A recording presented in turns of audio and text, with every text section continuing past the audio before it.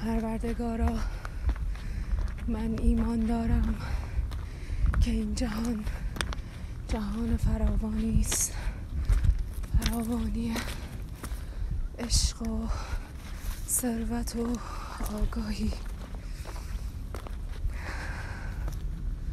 و من میدانم که خود عشق هستم، که خود ثروت هستم، که خود آگاهی هستم.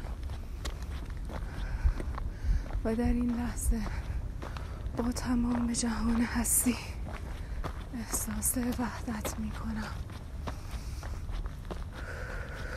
و هر لحظه عشق را، ثروت را، آگاهی را گسترش می دهم. پروردگارا،